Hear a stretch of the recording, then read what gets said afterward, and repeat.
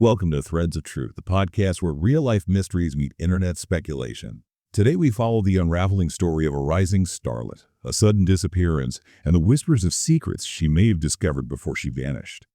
Picture this: a quintessential American beauty queen, just radiating promise and talent, really on the cusp of Hollywood stardom. All set against, the sunny, vibrant backdrop of Florida in the early 1980s. That was Tammy Lynn Leppert. Her public image was one of these dazzling smiles, bright lights, and honestly what looked like an incredibly promising future ahead of her. It really was. It felt like a classic American dream unfolding, didn't it? You had this quintessential all-American girl poised for what seemed like just an unstoppable rise in the entertainment industry. But then, just like that, it felt like the lights went out. In July of 1983, Tammy Lynn Leppert disappeared without a trace. No body was ever found. There was no note left behind, no definitive goodbye that could offer any kind of solace or answers. It's such a stark, almost unbelievable contrast to the public persona she projected. I think the suddenness of it and the sheer inexplicability of her vanishing act are really what have kept this case haunting investigators and, drawing in online communities for literally decades now. Yeah, it's more than just baffling. It's genuinely unsettling, especially when you think about how rapidly her life just pivoted from this glittering public image to complete obscurity. Gone. And that leads us right to the core enigma, doesn't it? The thing that keeps driving all the intense speculation around her case. Did Tammy actually uncover something dangerous, something that made her a target? Or perhaps did her own mind betray her, leading her down an unforeseen path of crisis and maybe extreme vulnerability? This isn't just some dusty cold case file. It feels like a living, breathing mystery, one that exists right at that unsettling intersection of hard, often frustrating facts and the boundless, sometimes kind of wild world of internet discussion. We're going to try and walk through some of those complex threads today. Definitely. And I think to even begin to untangle the really profound questions around Tammy's disappearance, we first need to understand the vibrant young woman who is at the center of it all. Tammy Lynn Leppert. She was born on February 5, 1965 in Rockledge, Florida, though she's probably more widely associated with the sort of bustling beachside glamour of Cocoa Beach. And from a very, very young age, it was abundantly clear she had this, prodigious talent and an undeniable charisma. And when you say prodigious talent, you really mean it, don't you? She started out as a child model, and it wasn't long before she moved into the really competitive beauty pageant circuit. And she didn't just compete there, she absolutely dominated. Her record is, frankly, astonishing. Reports say she won over 280 pageants. Just think about that for a second. 280 wins, that's just extraordinary. It speaks volumes about her charm, her discipline, her stage presence. Just captivating. It really paints a picture of someone who just thrived in the spotlight, commanded attention effortlessly. Oh, absolutely. That level of consistent success in such a demanding arena really sets the stage for what happened next. As she got into her teenage years, that talent, that poise, it naturally started opening doors into the acting world. She secured some small but, noticeable roles. She appeared in films like Spring Break, which at the time really epitomized that sun-drenched kind of carefree youth culture of Florida. And then there was her part in Scarface. Now, her specific scene where she played a character involved in that infamous chainsaw sequence, it was ultimately cut from the final movie we all saw. But the fact that she was there on that set working on such an iconic, gritty, really dark film, it gives you a sense of her trajectory. She was mingling with major players, breathing the air of big-budget Hollywood, even if it was just briefly. Her family always described her as a genuinely kind, vibrant person, someone who was deeply passionate about her career, which was really just beginning to blossom. They emphasized she had future roles already lined up, suggesting a young woman who was focused, committed to her life and ambitions, not someone looking to just, walk away from it all. Exactly. And that's precisely what makes the next chapter of her story so utterly jarring, so deeply unsettling. In the weeks right before July 1983, this period her family and investigators have kind of come to call her paranoid period, Tammy's whole demeanor just shifted dramatically, almost overnight. It wasn't like a gradual change. It sounds like it was a really rapid, alarming escalation of erratic behavior and deep, deep fear. Yeah, and this wasn't just like typical teenage moodiness or general anxiety, which maybe you might initially dismiss it as. The way her fear showed itself was incredibly specific and genuinely alarming. Her mother, Linda Curtis, who was such a constant presence in Tammy's life, she vividly recalled her daughter developing this chilling premonition, a feeling that a car was going to inexplicably crash right into their house. I mean, imagine the growing dread a parent would feel hearing something like that from their child. Oh, absolutely. It's more than just a premonition. It sounds like genuine, visceral terror taking hold. And it didn't stop there, did it? Linda also described how Tammy started sleeping with a knife clutched under her bed. That act alone speaks volumes, doesn't it? About the level of threat she felt inside her own home. She claimed she was seeing people in the house, having these strange, sort of disjointed conversations with people who weren't there. It suggests a really profound breath from reality. It wasn't just fear, it really sounded like her mind was genuinely unraveling right before her family's eyes. It must have been terrifying for them. And faced with such deeply concerning, escalating behavior, her mother, Linda Curtis, took the proactive step, a courageous one, really. She took Tammy to a doctor for a mental health evaluation. This was a direct intervention, clearly coming from a place of deep love and just overwhelming concern for her daughter's well-being. However, the outcome of this was, well, quite unexpected. And for her family, I imagine profoundly frustrating, ultimately heartbreaking. Tammy was released after only 72 hours. The medical professionals at the time reportedly found no concrete evidence of drug or alcohol use, which, okay, ruled out some immediate explanations, but it left this huge, unsettling question mark hanging over the true nature of her distress. Was it something purely internal, or was there some external pressure feeding into this state? Right, so she was released, still presumably showing this deeply erratic, paranoid behavior. And then July 6th, 1983, the day she vanished. This is where the story truly spirals into the inexplicable, isn't it? The last confirmed sighting of Tammy was when she left her home in Rockledge, Florida. She left with an unnamed male friend. And what immediately screams for attention are these crucial, almost baffling details about her departure. She was reportedly barefoot, and she didn't take any money with her. I mean, when you think about someone planning to willingly leave their life behind, that is absolutely not how you do it, is it? It suggests something sudden, impulsive, or maybe even forced. It absolutely does. It immediately raises red flags for any theory suggesting she willingly ran away. Now, the male friend involved, his name has been withheld from public record, and importantly, he was never officially named a suspect by the police. But he provided an account that has been this continuous point of contention and deep frustration, really, for investigators and for anyone who's looked closely at this case. He claimed that he and Tammy had an argument while they were driving. According to his story, he then left her, dropped her off in a parking lot outside the Glass Bank in Cocoa Beach, Florida, which at the time was quite a distinctive, recognizable local landmark. But despite that specificity, nobody else ever came forward to confirm seeing her there. That lack of any independent verification has always cast a shadow over his narrative. And this is where Tammy's family's perspective becomes absolutely critical and just profoundly painful. Callie's mother, Linda Curtis, was understandably so deeply involved in the case from the very beginning, tirelessly searching for answers. And she stated quite clearly, emphatically, that her daughter was afraid of this particular friend. That detail alone, coming straight from her mother, immediately cast this very long, dark shadow of doubt over the friend's entire story. It naturally raises serious unresolved questions, not just for investigators, but for you, for me, for anyone trying to piece together what really happened to Tammy. And after this supposed drop-off here at the Glass Bank, Tammy Lynn Leppert was never seen or heard from again. She just vanished into thin air. Yeah, the initial police response treated it as a missing person investigation, opened by the Cocoa Beach Police Department. Over the years that followed, there were several brief, just agonizing moments of hope, but every single one ultimately led to crushing disappointment. For instance, there was a Jane Doe found in another state. For a short time, it offered this glimmer that it might be Tammy, only for her to be later definitively ruled out through identification. Just heartbreaking, those false hopes. And then there's the really chilling, still unresolved connection to Christopher Wilder. He was an Australian-born serial killer, and he was known to be terrifyingly active in Florida right around the exact time Tammy disappeared. What makes his potential involvement so eerily compelling and honestly deeply disturbing is his known MO, his modus operandi. Wilder specifically targeted and lured young women, often with promises of modeling careers or photographic opportunities.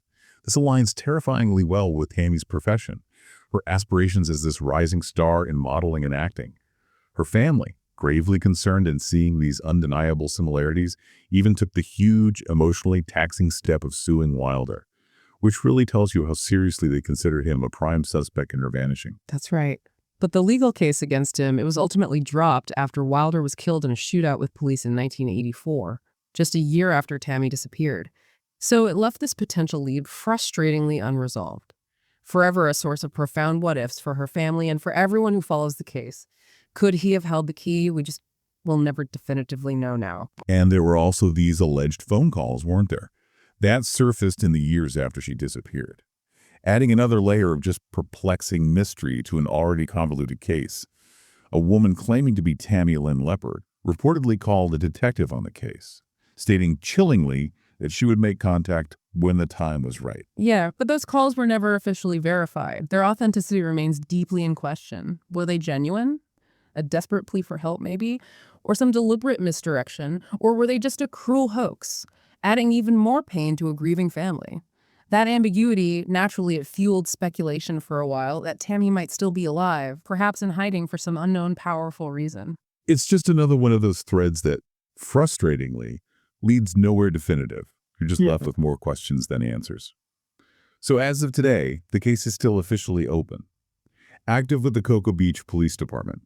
They processed Tammy's DNA profile, which is, a crucial step for modern investigations. It allows for identification even years later. But here's where the investigation hits a wall. Frustratingly, her dental records and her fingerprints are not in police databases. Which is a huge hurdle. That missing information significantly hampers their ability to identify her if any remains were ever found, or to cross-reference with other unidentified persons across the country. It's a critical piece of the puzzle that's just not there. Right. And her disappearance is also included in the missing 411 compilations, which are known for featuring cases with, let's say, unusual circumstances or patterns, hinting at something more than maybe a simple runaway. And perhaps most scandalizing for online sleuths and researchers, the FBI file on her case is available, but it's heavily redacted. Yeah, those blacked out sections. That level of redaction only serves to suggest hidden details, ongoing sensitivities, or perhaps even unresolved elements around the official investigation. It just fuels endless speculation about what the authorities really know but aren't sharing. And this leads us right into the vibrant, often passionate, sometimes wildly speculative world of internet theories that have just sprung up and flourished around Tammy's disappearance. Her case is a constant topic on platforms like Reddit, especially in communities like Unresolved Mysteries.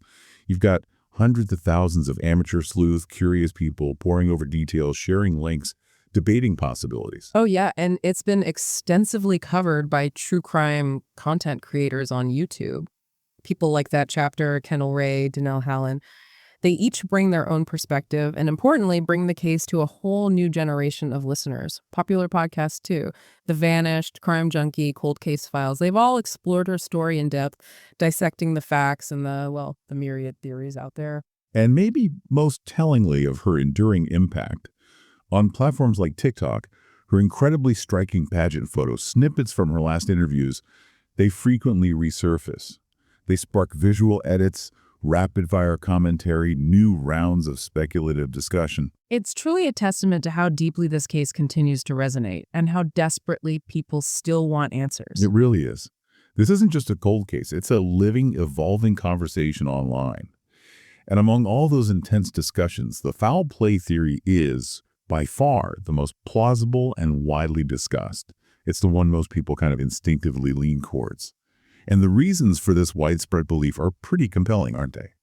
Rooted deeply in the circumstances around her vanishing, internet sleuths often point straight to Tammy's escalating erratic behavior in those weeks leading up. How she was paranoid, sleeping with a knife, claiming to see things, having disjointed conversations. They argue that this severe mental and emotional state would have made her incredibly vulnerable, a visibly distressed individual who would tragically be an easy target for a predator.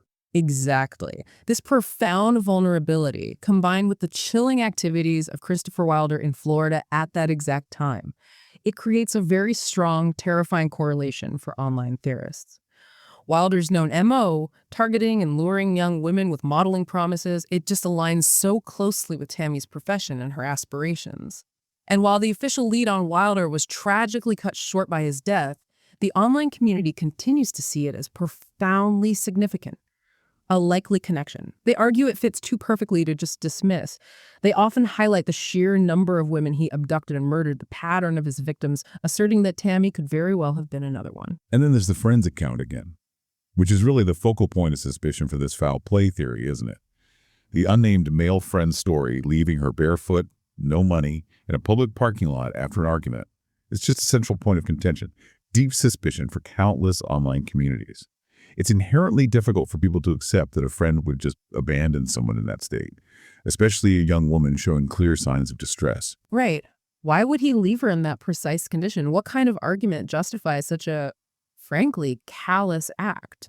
Those specific details, the bare feet, the lack of money, they're seen as massive red flags. They undermine the credibility of his whole narrative and fuel theories that his involvement was far more sinister than he claimed. People speculate about his evasiveness, the police deciding not to name him a suspect, the lack of any other witnesses at a place as prominent as the glass bank.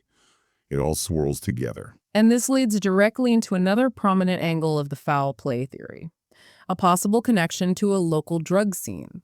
Theorists widely speculate that Tammy might have, perhaps accidentally, uncovered or become aware of illegal activity, maybe linked to illicit parties, or even circulating quietly around the film set she worked on in Florida, possibly tied to a local drug ring.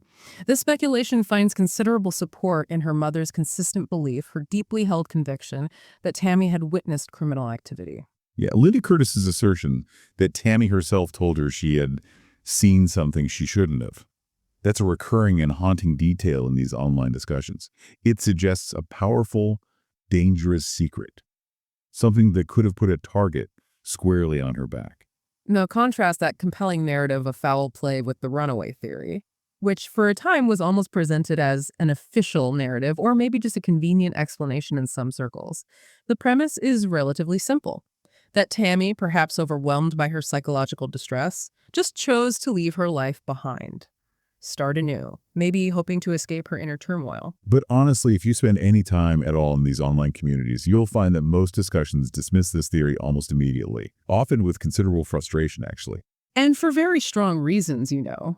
The counterarguments are profoundly compelling. They're difficult to reconcile with the known facts. The sheer unlikelihood of her departure, leaving barefoot, absolutely no money, walking away from a promising, successful career she was clearly passionate about, abandoning a seemingly loving and concerned family.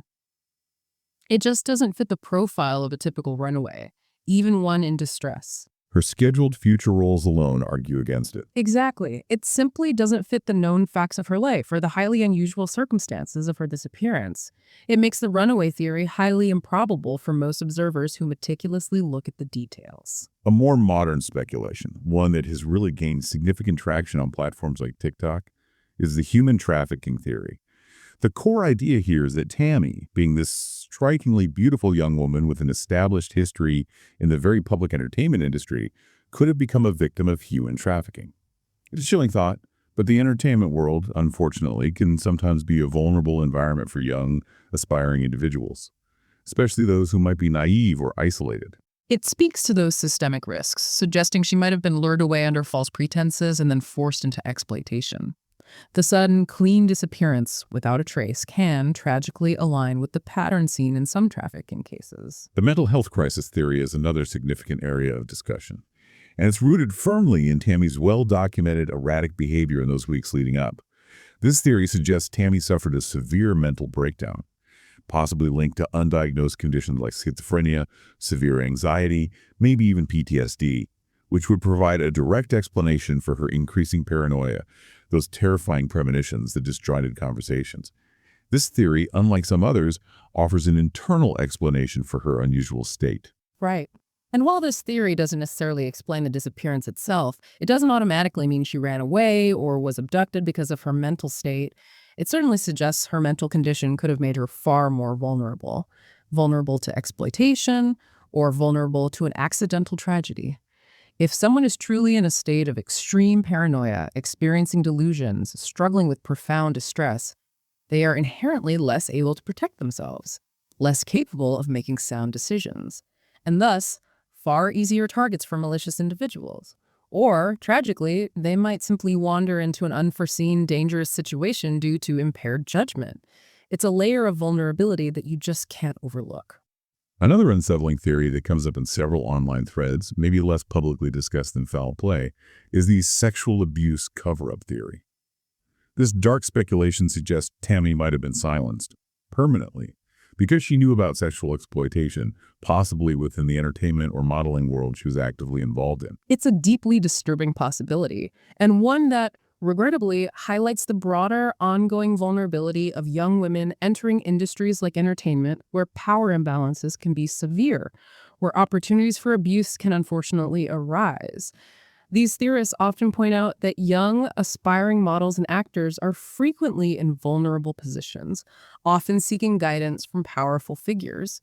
And sometimes that trust can be tragically betrayed.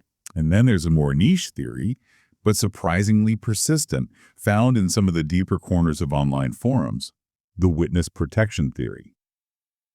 These forums speculate that Tammy might actually still be alive, having entered a witness protection program under a new identity, shielded by authorities. It sounds dramatic, doesn't it? But this theory ties directly and powerfully into her mother's claim that Tammy had seen something she shouldn't have. If Tammy witnessed something truly criminal, something significant, that threatening powerful people or organizations, well, authorities might have deemed it necessary to make her disappear for her own safety, providing a potent motive for her to be hidden effectively by the government. It's certainly a high-stakes idea, but it speaks to the depth and almost cinematic quality of the mystery that still surrounds her. It absolutely does. And speaking of cinematic drama, online discussions often highlight the almost ironic symbolism of her small, ultimately cut role in Scarface. The movie itself, groundbreaking, controversial, it's centered on these intense themes of rampant cocaine use, escalating paranoia, violent downfall. Theorists frequently draw these profound parallels between the dark, central themes of the film and the various theories about Tammy's disappearance. It's almost as if her uncredited role, however brief, tragically foreshadowed a possible drug-involved or paranoid end. That connection, though symbolic, adds this layer of dark fascination to her case for many online observers. So as we've walked through these tangled, unresolved threads of Tammy's life and disappearance, let's try to unpack some of the bigger picture ideas here, some of the key insights we can maybe glean from her haunting story.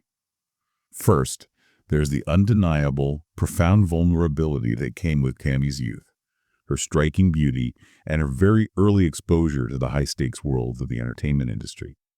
Being a young, aspiring actress and model, especially one with her looks and pageant success, she was inherently operating in a very public, competitive, and often, let's be honest, predatory sphere. Absolutely. That unique combination of factors could have made her particularly susceptible to exploitation, or tragically, placed her in situations she just wasn't equipped to handle, or maybe even fully comprehend. The entertainment industry, while it looks glamorous and alluring, it also has its darker, more shadowy undercurrents, especially back in the early 1980s. A young, perhaps naive individual driven by ambition and talent could easily become prey to those who would exploit her. And then there's the setting itself, Florida. Early 1980s. You really have to picture that time and place. It was a state of just burgeoning glamour, wasn't it? The film industry was growing fast, tourism was booming, it was painted as this land of endless sunshine, boundless opportunity, a place where dreams were chased on beautiful beaches and vibrant cities. Exactly. But beneath that gleaming, enticing surface, there was also a significant, often violent underbelly that was rapidly expanding at the same time. This is a pivotal era when drug trafficking, particularly cocaine, was just rampant, surging through the state, leaving a trail of crime in its wake.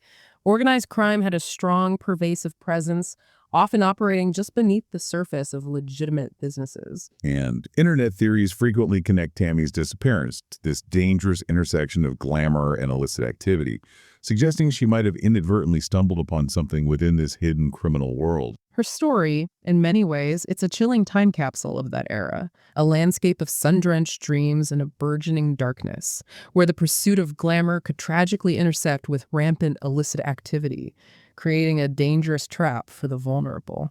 One of the biggest challenges in this case, and frankly in so many missing persons cases, is that infuriating combination of incomplete records and the explosion of public speculation, especially fueled by the internet age.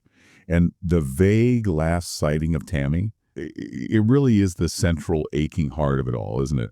The inconsistent, uncorroborated account of the last person confirmed to see her alive, that unnamed male friend, is truly the central thread of truth that continues to perplex and haunt investigators and online communities alike. It's the single crucial piece of the puzzle that just doesn't fit cleanly. That singular, elusive detail has plagued the case for over 4 decades now. It prevents any clear path forward. When you lack a body, a definitive crime scene, definitive motives, as is devastatingly the case here, those initial pieces of information become disproportionately important. The incomplete police records, like the frustrating absence of her dental and fingerprint records in official databases, that critically complicates any effort to identify her if remains were ever found. Think of the potential matches that could be missed over the years. Yeah. And of course, the heavily redacted FBI file only adds to the layers of obscurity and frustration. Those big blacked out sections imply information that the public, and maybe even some investigators, aren't privy to. It just fuels endless speculation about what vital details might be hidden and why. What's also critical for us to discuss, I think, is how Tammy's erratic behavior leading up to her disappearance has, unfortunately, often been used to create a sort of crazy narrative around her. It's a common and deeply damaging pattern we see in many cases, where a victim's legitimate fears or their genuine distress are just too easily dismissed as merely symptoms of mental illness. And this can inadvertently and cruelly discredit them and their concerns. This type of narrative, whether it's intentional or not, can profoundly hinder a genuine investigation. If authorities or the wider public are quick to write off a person's expressions of fear as simply symptoms of mental instability, they risk overlooking very real threats or actual criminal activity that the individual might have been desperately trying to communicate. It's a tragic irony, isn't it? That her genuine distress might have made her less, not more, likely to be believed, effectively silencing her just when she needed to be heard the most. It really speaks to a societal failing in how we perceive and respond to mental health challenges, especially when they're intertwined with potential danger. And for Tammy's mother, Linda Curtis, who was so deeply involved, so tirelessly advocating for her daughter, navigating this relentless public scrutiny, this dismissal of her daughter's very real fears, it must have been an unbearable burden. Imagine seeing your child's terrifying experiences reduced to a convenient, discrediting diagnosis. It's just heart-wrenching. And it's a burden far too many families of missing persons are forced to carry. Indeed. And it brings us back to Tammy's seemingly prophetic last words as her mother recounted them. Linda Curtis consistently maintained her deeply held belief that Tammy was a witness to criminal activity, and that Tammy herself stated she had seen something she shouldn't have. These statements, though we don't have direct evidence confirming them, they serve as this poignant, potentially prophetic echo in this unresolved mystery. They suggest a powerful secret, a dangerous discovery that might truly be at the very heart of her vanishing. What was it that she saw? And did that secret lead directly to her disappearance? And then there's the enduring mystery of the location itself. The glass bank in Cocoa Beach. It's specific, it's distinctive, easily recognizable. Yet, despite being such a prominent, identifiable place, there were no witnesses, no clear crime scene ever discovered there. Exactly. This specific yet enigmatic location makes it such a powerful symbol. It's a place of both lingering hope for answers and profound despair for those who follow the case. What could have happened there, or just beyond it in the moments after she was supposedly left. The very specificity of the location, coupled with the frustrating lack of resolution, has made it an enduring question mark. The lack of a definitive resolution at such an identifiable place really underscores the deep frustration that just permeates this entire case. Ultimately, the story of Tammy Lynn Leppert highlights the immense, almost unimaginable burden placed on families of missing persons. They not only grapple with the agonizing pain of not knowing what happened to their loved one, but they also often carry the heavy weight of public scrutiny, endless, often insensitive, speculation, and the relentless fight to keep the case alive when official leads run dry. It's a testament to their enduring hope and resilience, even after decades of unanswered questions. It's an incredibly heavy weight to bear. And so, as we leave this exploration today, we're left with that haunting question that has echoed for over 4 decades. Did Tammy Lynn Leppert vanish because of what she knew or because no one was listening? Thank you for joining us on this exploration of Tammy Lynn Leppert's case. Next time on Threads of Truth, we look at the unexplained disappearances in national parks and the controversial figure at the center of it all, David Paulides and the missing 411 mysteries.